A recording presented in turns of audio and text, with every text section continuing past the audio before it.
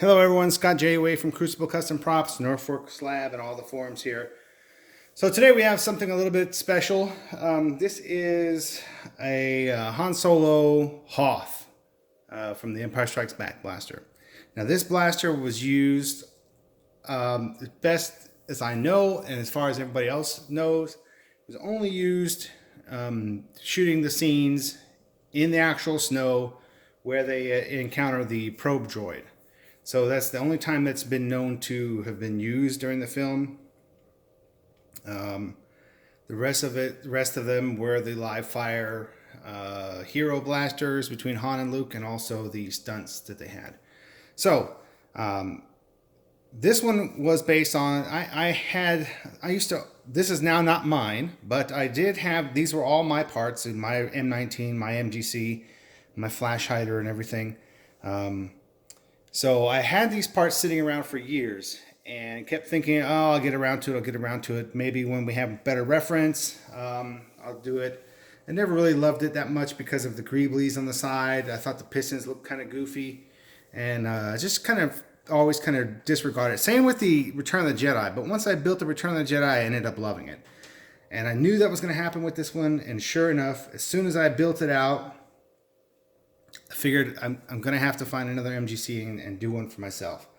Luckily, when I sold this, the person who I sold it to wanted me to build it right away. So that's a win for me, because I really wanted to do this blaster after finally having all the parts and getting the reference. And I was lucky enough to get some really good reference. This is why this one's special for me, is that it's the one that I have the best reference of out of any of them, to get this one as accurate as I can. Now, that said, it is a cross between what it was like on screen and what it is like today. The weathering all here is very close to what it is like today, because we don't have any pictures of this side of it on screen.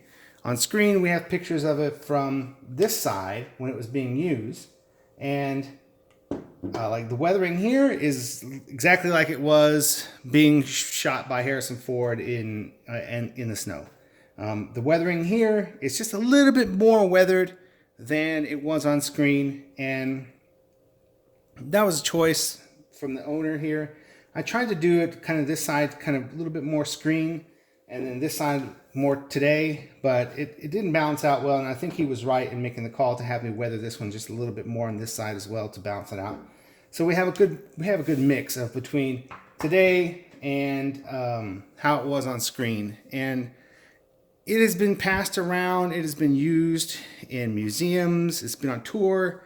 Al Roker from Good Morning America even had it on set for, I can't remember, it was a few years ago.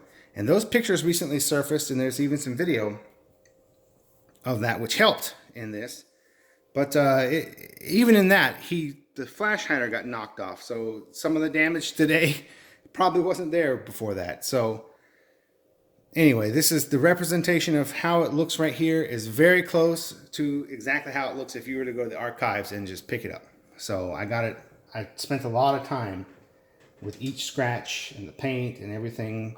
The only thing that's not weathered anything differently is the M19. This is exactly natural as how I've had it. I didn't want to add too much to it. It's got a great patina already to it, or patina, and I think it just kind of looks really good the way it is, and I didn't want to. It's kind of, if I go too far with it to get it to how it is today, I think it would just take a little bit away from its natural character.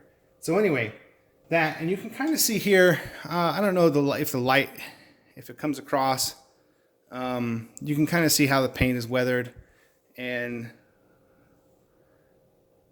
in the different light. So I tried to my best to get it to look like it's been sitting around and used.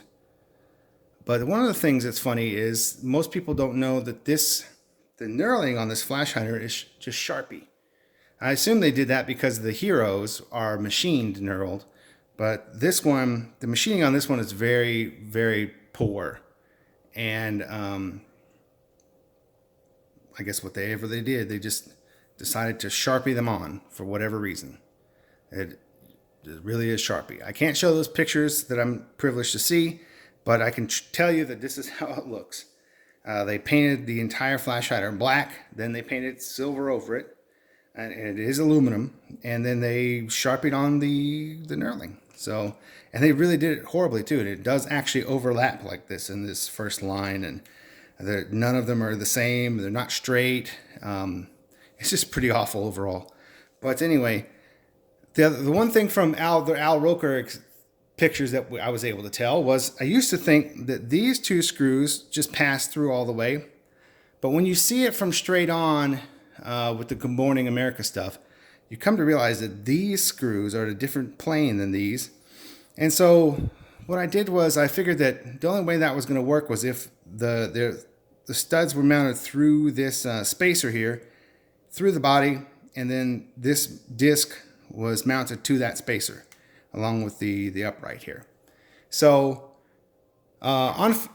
during the filming, you never see this side of the blaster at all, but there are some behind the scenes shots that show a giant greebly of some sort, like a knob or something. Don't really know what it is. The photos just aren't that good to tell, but for whatever reason, it has fallen off, and we don't know when it fell off. It could have fallen off in the snow, but because all of the photos after that, it looks like this. So this is what we have. No big knob because we don't know what it is, and it was never seen on screen anyway, so I feel like this is the best representation of this problem. Anyway, guys, thanks for looking. So if you ever wanted to see this, what the real one looks like up close, I can tell you based on the photos that I've seen and that I have, the owner actually has some photos too in his own hands. And between the two of us, I can tell you that this is really, really, really close to what the actual prop looks like.